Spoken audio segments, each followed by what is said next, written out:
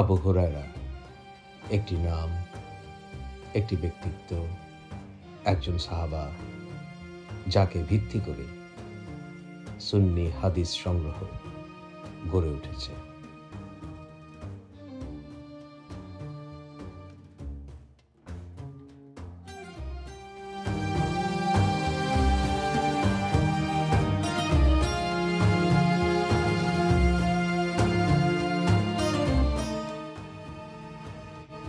হাদিস বর্ণনাকারীদের ভিতরে সবচাইতে অন্যতম হচ্ছেন আবু হুরায়রা। কিন্তু আবু হুরায়রা নামটি এটা একটি কুনিয়া, অর্থাৎ একটি ডাক নাম বলতে পারেন বাংলায়। আবু হুরায়রার আসলে নাম কি ছিল তা নিয়ে ইসলামিক স্কলারদের ভিতরে মতভেদ এতটাই যে এখন পর্যন্ত মোট 15টির অধিক নাম পাওয়া যায়। ওনার আসল নামটি জানা অত্যন্ত জরুরি ইসলামের ইতিহাসের সাথে, সত্যের সাথে। কেন? কারণ প্রাচীন তথা বর্তমানের আরবদের নামে তাদের পরিবার, তাদের ট্রাইবাল হিস্ট্রি এবং তাদের কোন অঞ্চল থেকে এসছে তা মোটামুটি নিরূপণ করা যায়। আবু হুরায়রার নামের ভিন্নতা প্রমাণ করে যে তার সম্পর্কে আসলে ইসলামিক ঐতিহাসিকরা কিছু জানেন।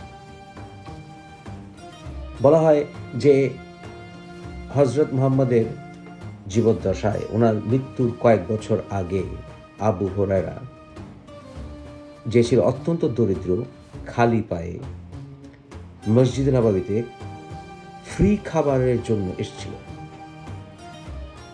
সে পড়ালেখা করতে পারত না।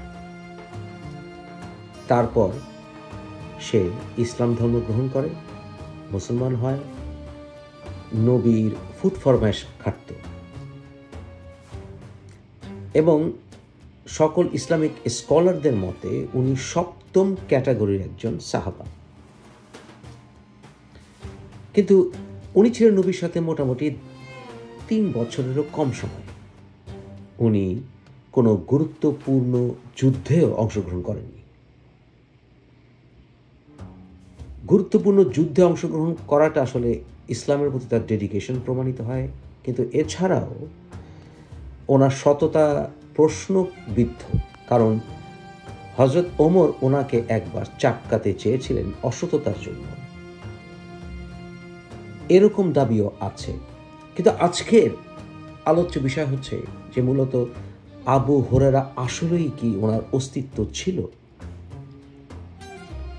আবু হুরায়রার নামটি, অর্থাৎ যার অর্থ হচ্ছে বেড়ালের বাবা, ওনাকে নবী নামটি দিয়েছিলেন কারণ উনি বেড়াল ভালোবাসতেন। কিন্তু আবু হুরায়রার হাদিস বর্ণনার সাথে আরো কিছু রহস্য জন্ম দেয়। যেমন আবু হুরায়রার নামটি সরিয়ে ফেললে সুন্নি হাদিস কালেকশন পুরাটা ধসে পড়ে। আবু হুরায়রা উনি নবী মুহাম্মদের মৃত্যুর পর মুসলমানদের অনেকটা হাদিস শিক্ষকে পরিণত হয়েছিলেন। তার ছাত্রদের ভেতরে অন্যতম ছিল মুনাবের। ওনারা 2টা ভাই ছিলেন এবং ওনারা হাদিস কালেকশন করতেন এবং ওনাকেই মোটামুটি রিলায়েবল হাদিস কালেক্টরদের ভিতরে প্রাচীনতম ধরা হয়। কিন্তু মুনাবে হাদিস কালেক্টরদের ভেতরে ওনাদের হাদিসগুলো জিউইশ এবং খ্রিশ্চান স্কলারিজম বা গল্প, বাইবেল ইত্যাদি দ্বারা যথেষ্ট প্রভাবিত ছিল বলে ইসলামিক স্কলাররা মনে করেন। আর এটা ইসরায়েলিয়াত হাদিস বলতে পারেন। কিন্তু পরবর্তীতে তাই এটা খুব একটা গ্রহণযোগ্য হয়নি মুসলমানদের কাছে। এরপরে হাদিস গংদের ভিতরে, কালেক্টরদের ভিতরে বুখারীর নাম আপনারা সবাই জানেন। কিন্তু বুখারী তথা ইসলামের সুন্নি কালেকশনের 27,000-এরও বেশি হাদিস এই আবু হুরায়রা। তার সম্বন্ধে কিছুই জানি না। আবু হুরায়রা বলা হয় উনি আলীর কাছে যেতেন ইসলাম শিখতে, মুয়াবিয়ার কাছে যেতেন খাবার খেতে। কিন্তু এরকম একটি ক্যারেক্টারকে এতটা অগ্রাধিকার দেওয়ার কারণ কি? কারণ হচ্ছে শ্রেষ্ঠ সাহাবাদের ভেতরে দ্বন্দ্ব ছিল, মারামারি ছিল, কাটাকাটি ছিল, হত্যাযজ্ঞ চলছিল। তাই কার হাদিসকে বেশি প্রায়োরিটি দেবে এই ব্যাপারে ঝুঁকি নেওয়ার পক্ষে পরবর্তী জেনারেশন হাদিস কালেক্টর যেমন বুখারী, মুসলিম, তিরমিজি, নাসাই তারা ছিলেন না। কারণ নাসাই মুয়াবিয়াকে প্রশ্নবিদ্ধ করতে গিয়ে ওনাকে পিটিয়ে মেরে ফেলা হয়েছিল। তাই এই আবু হুরায়রা সহ অন্যান্য সেভেন্থ ক্যাটাগরি সাহাবাদেরকে অতিরিক্ত প্রায়োরিটি দেওয়া হয়েছিল। কিন্তু আমার মনে হয় এনার অস্তিত্বই ছিল না, কারণ অস্তিত্বহীন অনেকের ছদ্মনাম ব্যবহার করে ইসলামের ইতিহাসে অনেক কিছু রচিত হয়েছে, অনেক ক্যারেক্টার সৃষ্টি করা হয়েছে। তার ভিতরে জাবির ইবনে হায়ার কথা উল্লেখযোগ্য। কিন্তু আবু হুরায়রা কি আসলে অস্তিত্বে ছিলেন? কোনো ইনস্ক্রিপশন নেই, কোনো দলিলিক প্রমাণ নেই যা আবু হুরায়রার সময়ে যাতে প্রমাণিত হয় আবু হুরায়রা অস্তিত্বে ছিলেন। বরঞ্চ একটি ফিকটিশিয়াস ক্যারেক্টারের উপর ভিত্তি করে, অনেকটা লেজেন্ডের উপর ভিত্তি করে এগুলি কালেক্ট হয়েছিল আমরা বলে মনে করি। একজন মানুষ যার হাদিস অথেন্টিক হিসাবে সার্টিফাই করা হচ্ছে এতগুলো হাদিস কালেকশনে, কিন্তু তার সম্পর্কে আমার জানার অধিকার থাকবে না, তার সম্পর্কে আমি কিছুই জানবো না। সে নবী মুহাম্মদের কাছে আসার আগে কে ছিলেন, কি করতেন, কত তার ব্যাকগ্রাউন্ড ছিল, কিছুই জানি না। এরকম একটি ক্যারেক্টারের উপর ভিত্তি করে ইসলামের ইতিহাসে শ্রেষ্ঠ হাদিস কালেক্টরে, হাদিস ন্যারেটরে পরিণত হয়েছিলেন আবু হুরায়রা।